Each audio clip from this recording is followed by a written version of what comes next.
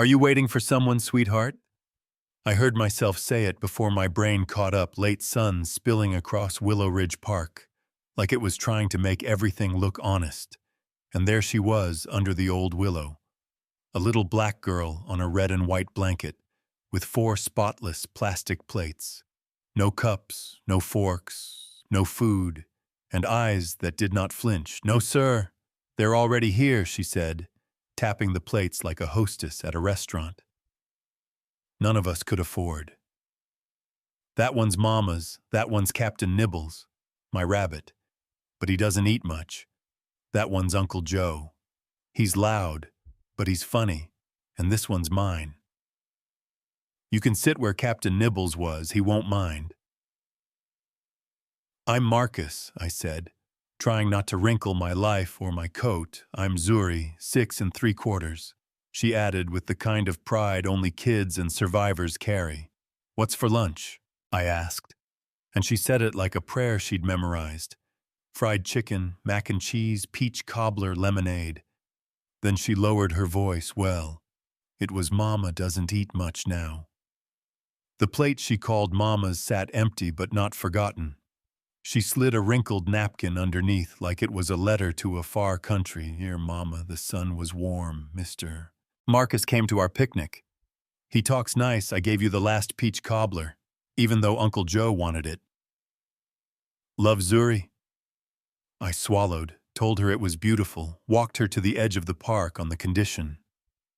"I wouldn't tell Mama she wasn't brave, Scout's honor," I said, and I meant it. When her beads clicked away down Maple Row, a breeze kicked up, the napkin slipped free and flew to my shoe like it had picked me. I tucked it into my coat and felt it burn there like a square of truth. I skipped a meeting after that, then another had the driver let me out. 2 blocks early stood across from an old brick building where a buzzer stuck if you pressed too hard. "Danielle?" I didn't ring. I was turning to leave when a voice snapped, smart and kind at the same time. "You looking for someone?" Mrs. Ellis, building supervisor, sharp eyes behind glasses that missed nothing. "Zuri Davis, I said we had lunch." "She got you too, huh?" Mrs. Ellis smirked. Then her tone melted. "Carla's kid. Lupus hit her mama hard last night. Ambulance came at dawn. Social services probably got Zuri for a bit. She prays over them plates, even when they're empty. Says God can fill what the world forgets. Shame's a stubborn echo." You know what I mean? I went home and opened a leather notebook my mother kept when rent felt like a cliff. "If you forget where you came from, don't come looking for me." Her handwriting told me so. I made calls. Quiet ones. No assistants. No email trails. Asked about healthcare, housing, school. A way to help that didn't smell like pity. Next day, I set a real basket under that willow. Hot chicken, creamy mac lemonade sweating in a glass, peach cobbler that tasted like summer. And I waited. Zuri came with Danielle Kane in one hand, pride in the other. "Sir." "I don't know what this is," she said, wary. "Your daughter invited me," I answered. "And when someone invites you to a table, the least you can do is bring dessert. I don't accept charity." "It's not charity, it's cobbler," I said, and we ate like we meant it. Zuri narrated seats and seconds and who liked what. And for a while the plates were full, and so were we. After I asked Danielle for partnership, not pity, a quiet foundation, I used for things that don't like spotlights. "Why us?" she asked, chin up like a flag. "Because your kid hosts a feast with empty plates and makes it feel like church. And if a man like me can't set a table after seeing that he doesn't deserve a kitchen." I handed her the napkin. Zuri lost. She pressed it to her chest like a bandage and said, "I'll think about it." Saturdays turned into a habit before we named it. I brought a basket and stories. Neighbors brought themselves. Mrs. Ellis with opinions and sweet tea, a schoolteacher with a second blanket, and a laugh that made shy people brave. Zuri set 4 plates every time, 1 extra always, and kept writing napkin notes in purple marker. I started writing too, not to her, to the world. Dear anyone who forgot how to look, there's more than enough if we stop pretending there isn't. We called it the spare chair, no logo, no committee, just hands and hunger, and a rule that the person with the least say got the first seat. That's when the pushback crawled out like it always does. Late, loud, certain. A developer named Grant Lockwood called with voice money and manners. Marcus, you're trending for handing out chicken legs in a park. Investors don't like a savior complex. I don't either. That's why I bring plates, not press, I said. You've got lines you're not supposed to cross. Political ones, cultural ones, the kind that separate people who sign checks from people who cash them. The line I crossed was from silence into service. Yeah, that happened. He warned me I'd regret it. I told him I already regretted the years I kept my head down so I wouldn't bump into anyone else's hurt. Letters came, the ugly anonymous kind, and our tiny spreadsheet got poked by cowards. Then a file landed on my desk with a stamp that said, confidential, and a plan that said, scrape Maple Row off the map, turn. Willow Ridge Park into a courtyard for dogs in sweaters. I didn't make a speech. I booked the community center on 8th, we called it Maple Row Commons, and threw a birthday for Zuri that turned into a neighborhood. Danielle took the mic in a blue dress she hadn't worn in years and said, I'm not an organizer. I'm a mom with lupus and overdue bills, my child taught me. An empty chair isn't absence, it's an invitation. Then Zuri, small hand around a big microphone. If we make the table big enough, nobody eats alone and a room full of tired people remembered they could stand up. The clip went viral. My team begged for a statement. I said, let them talk about Zuri, not me. At the Midtown Philanthropy Summit, a ballroom where generosity wears tailored suits, I held up a napkin instead of a slide deck and said, this is the most important document I read all year. I've spent my career raising capital. Maybe it's time we start raising chairs. A few CEOs came after and asked for a blueprint.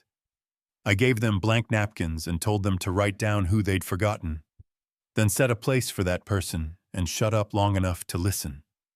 We opened a quiet room in an old rail depot, 20 chairs in a circle, a journal on the table, a sign in Danielle's hand.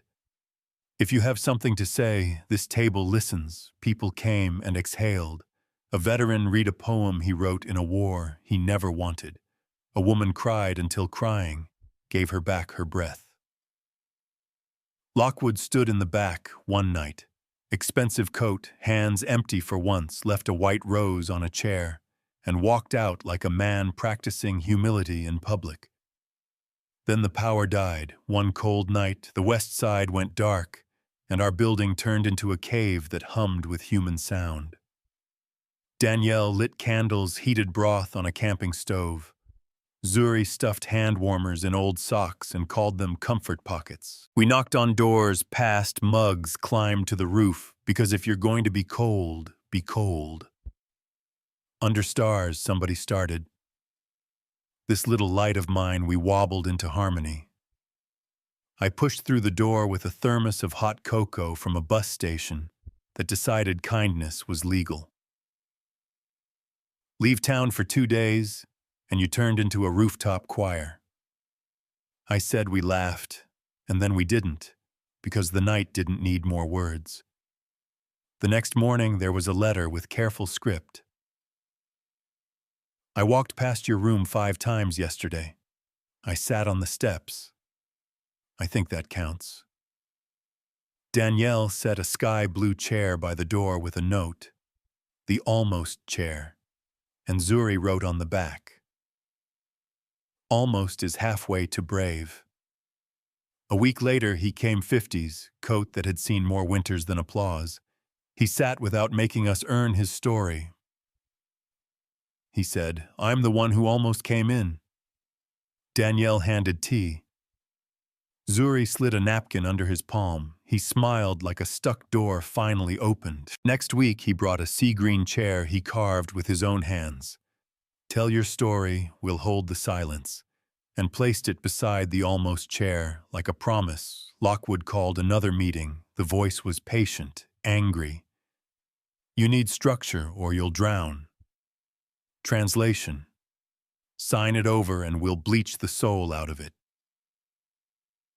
I slid a copy of the redevelopment plan across the table with his name hiding in the shadows. He went quiet in a way that said, "I'm not innocent, and I'm not proud." We didn't sue or grandstand. We gathered at Maple Row Commons and read names. Not parcel numbers, people. And Zuri said, "If you need a place to sit, we saved one for you." The deputy mayor came with wet eyes. The firm issued a press release in that language that says we're retreating without admitting it. A week after that, Lockwood knocked on Danielle's door with a red rose and the napkin she'd given him at the listening room. "I'm not ready to sit," he said, "but maybe I can pay for one where sitting heals no ribbon, cutting no logo, just heat and chairs that don't wobble."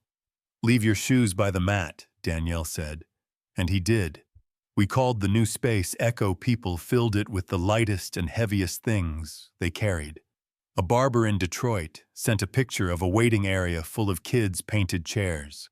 A teacher in Nebraska lined a hallway with tiny chairs for students who felt invisible. A diner in Georgia turned their roof into the top. On Thursdays, we formed the Spare Chair Council. The cook, the listener, the keeper of the empty chair. Simple, no merch, no hero shots, just presence. One day, the lavender.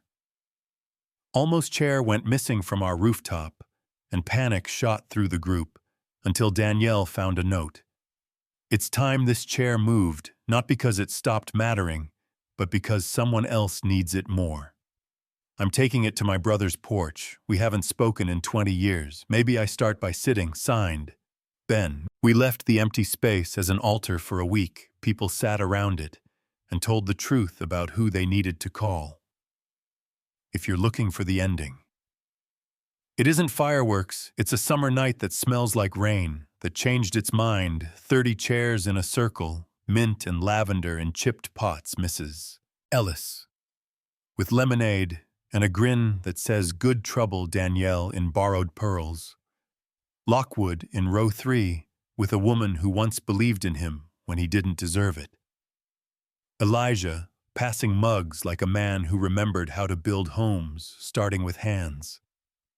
Zuri floating from chair to chair, sliding napkins into palms like tickets to a better room. "Do chairs get tired?" she asked me. "No, baby chairs, just wait." And here's the part that'll light up your comments. An envelope showed up with a check big enough to fix winters and a note. I watched from across the street during the blackout. I've spent my life profiting from rooms that make people small. This is my apology, not my absolution. We took the apology, we didn't sell absolution. We bought heating kits for every rooftop and paid for treatment days. When Danielle's body said enough. Some folks will call it dirty money, some will call it grace. I call it a chair, with someone sitting in it instead of empty. You can argue with that. I won't, because sometimes the bravest thing a person does is sit. I'm Marcus Hale. I've been the kid on the floor, waiting to be seen, and the man at the head of the table pretending I didn't know who was missing.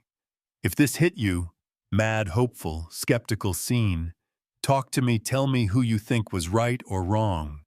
Whether you've watched a block get erased or a person get written off, what we owe each other, and where you draw your line. And if you've ever saved a seat for someone who might never walk through the door, tell me what happened next. You know what I mean. Who's still missing? And are you brave enough to set a chair anyway? If you are, we'll save you a seat.